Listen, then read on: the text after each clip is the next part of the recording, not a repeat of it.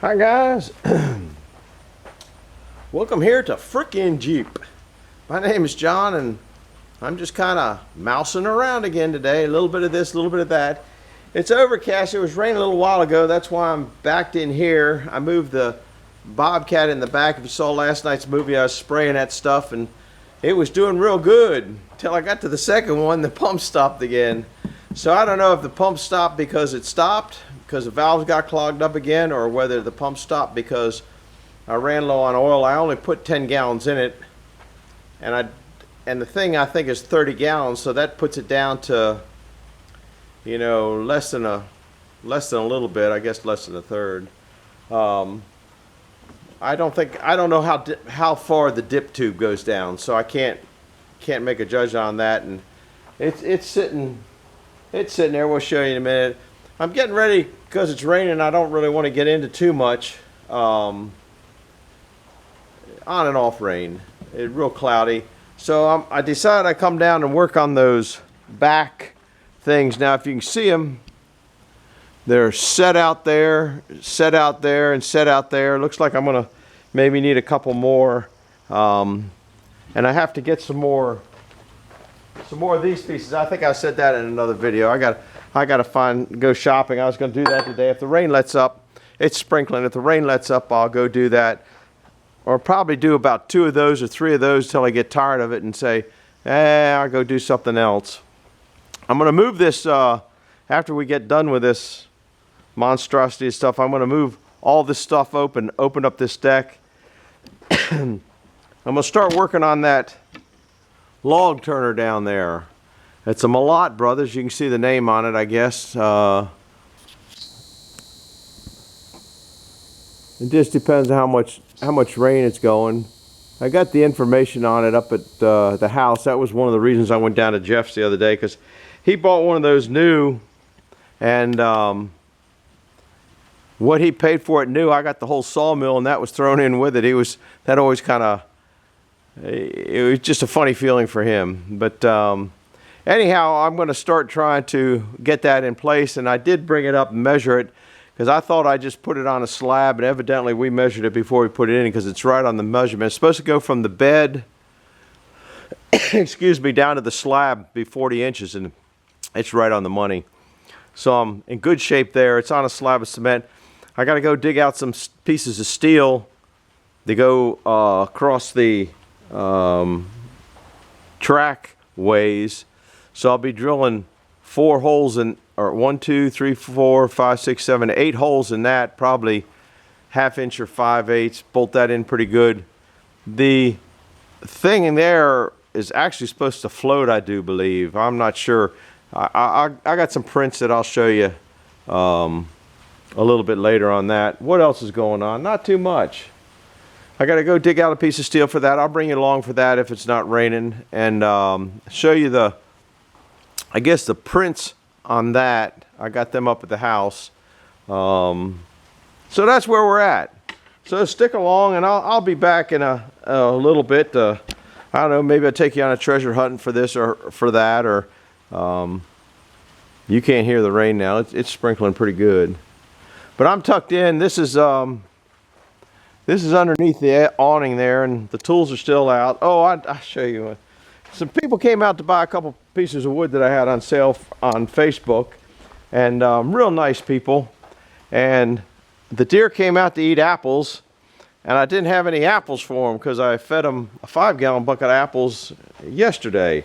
So he's coming out, and he was looking at me and looking at the people too, going, said, "Feed me." So I figured I'd get another bucket of apples. We're not gonna make any more applesauce than what we made.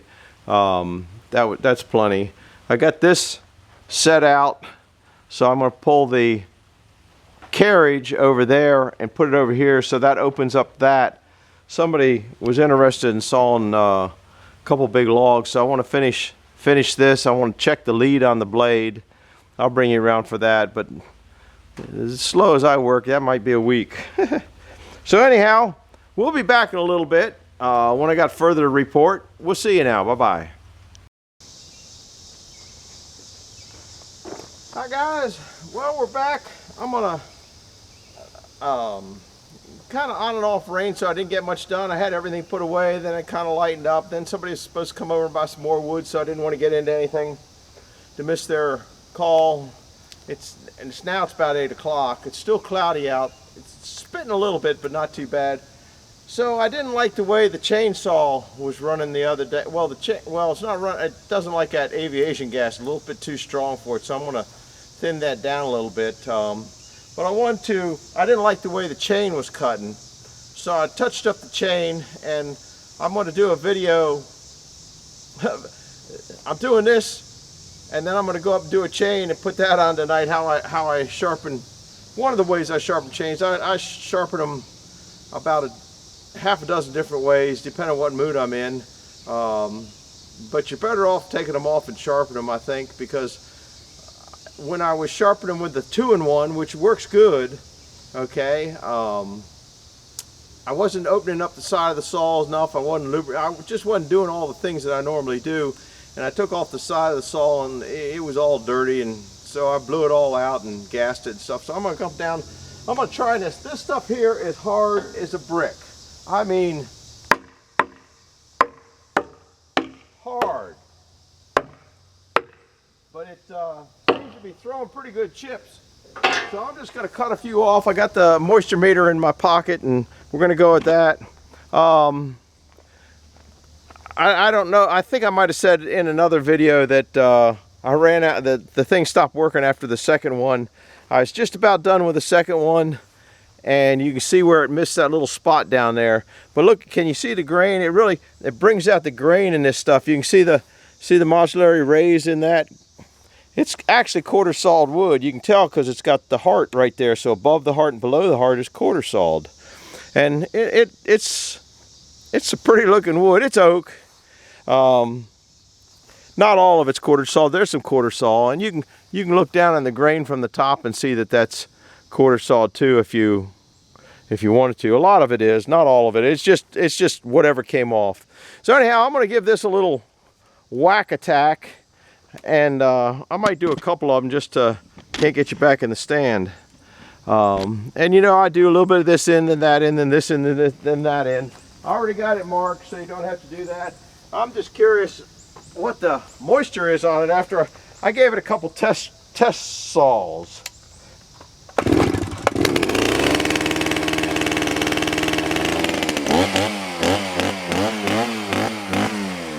guess you can see the other end up there.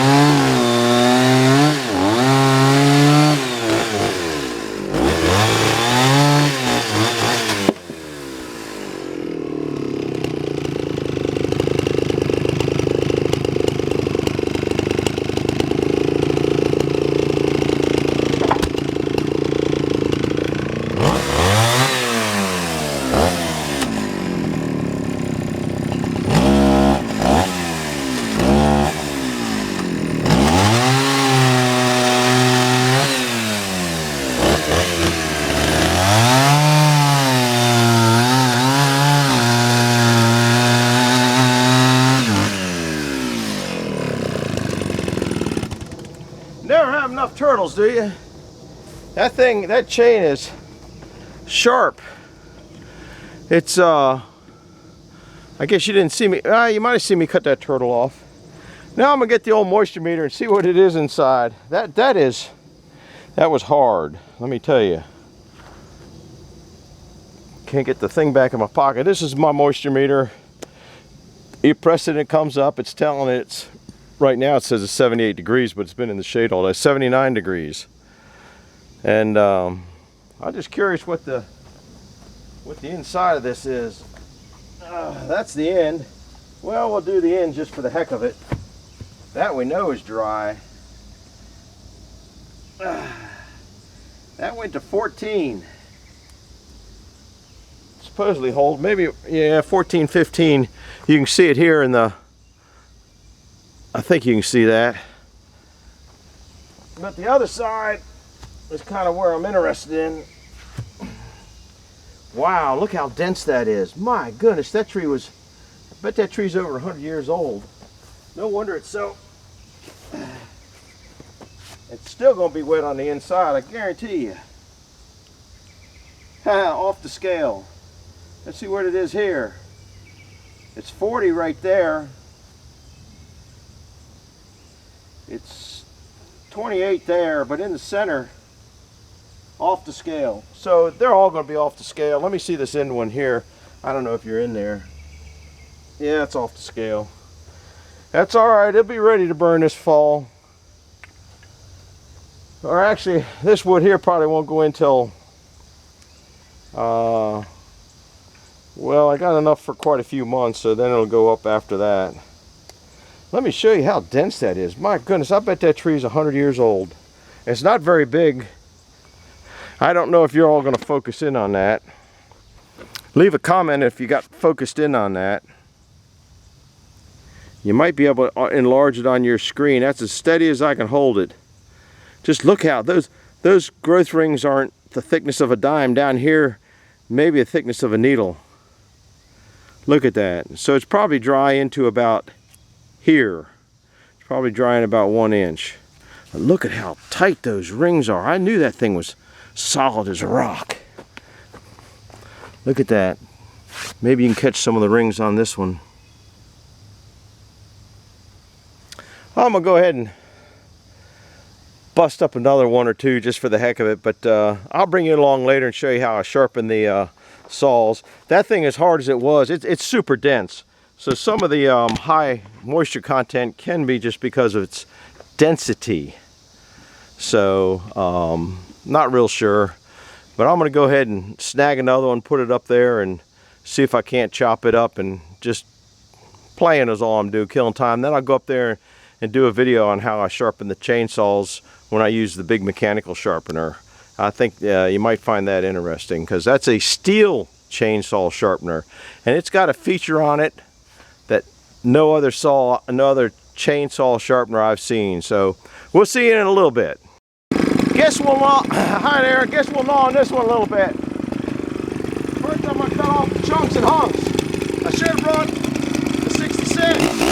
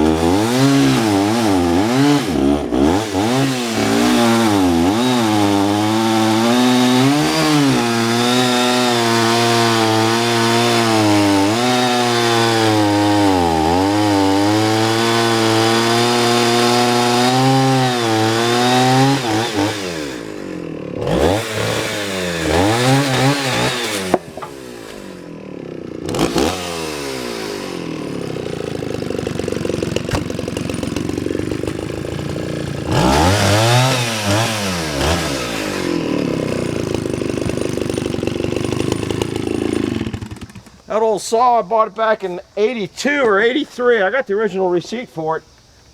It's still a tough old saw, guys.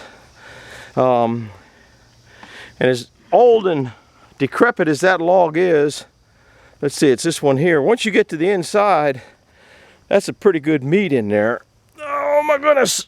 And I'm sure it's just as tight grained, just as tight grained as the other one. I hope that you can see that. Super tight grain, grown in the big woods. You saw us pull them out a couple weeks ago. And I got a whole pile of them.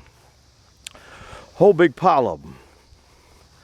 So they're looking pretty good. I didn't realize that grains were quite that tight. Yeah, they're tight. So that's what we're going to be cutting up. Now that I got the oil rack, or the oily racks all ready to go to hold wood, I'm going to start. We got to do some wood, buddy. We got to get some of this mess cleaned up.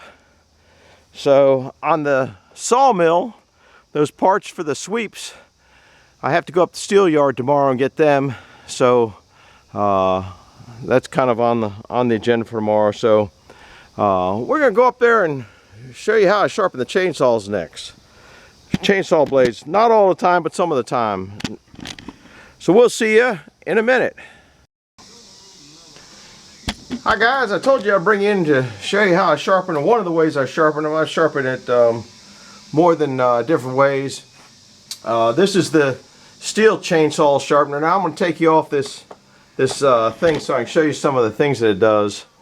It's got the pivot that goes around this way, okay, but it's also got a degree back here.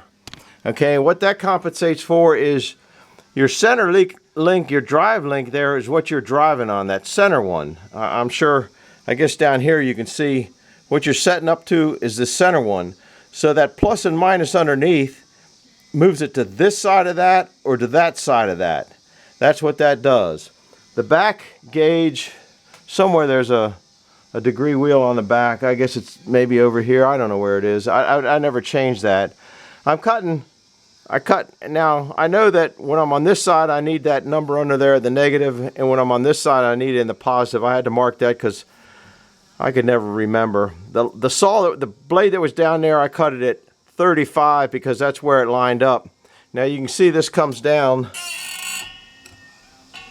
and then you have a stop up here. I guess you can see that. Then you have this to how much you're cutting off of it. Now I put a little mark on there so I know that exactly where I'm turning it, because I don't want to take but just a hair off these chains when I'm sharpening them. I mean, I just don't want to pound the heck out of it. And I also got one up here. Can you see the mark there for depth, so I can really fine tune it, which they should have. I guess that gauge is on the other side. This also slides in and out. Well, it slides in and out on that to the position that's here. So I'll show you sharpening a couple of them. I guess I'm over here someplace. I don't know where this thing goes in at. Right about there. Of course, I'm hitting into something else behind there. And there's no way I can get a real good, I can't even see where I'm at. There's no way that I get a good show of that without, I guess maybe here, but I can't get into it to do it. So I've already marked one of the links. I guess, yeah, I should be able to get down enough. I'll probably bump you guys a little bit. Then I turn the light on so I got real good light. And that's about all I do. Go up, pull it back, shove it in.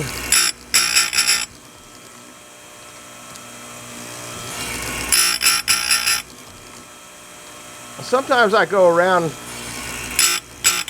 2 times. I don't want to hit it fast enough to get it hot. Sometimes I put soap on the stone to keep it from, just, I don't know, it doesn't hurt it. I probably got a bar of soap in the drawer over here. I keep all my sharpening stones in a drawer. Now you'll see when I come up on the painted one, the link that I normally go by, it's polished off. And sometimes I measure these teeth to see if the lengths are the same.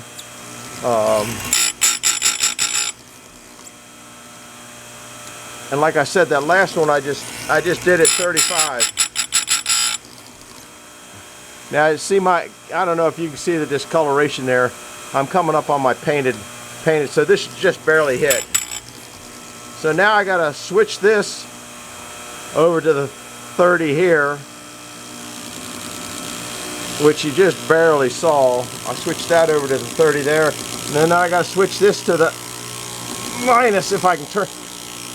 There it goes. And I'm cutting them at 10. So now I got to come up to the next one. Now you got to pull this out. You back it up, you push it down, and you kind of go through the whole thing. That's about all the longer it takes to. This is a 24-inch blade. I think I better get a couple 36s ready to go.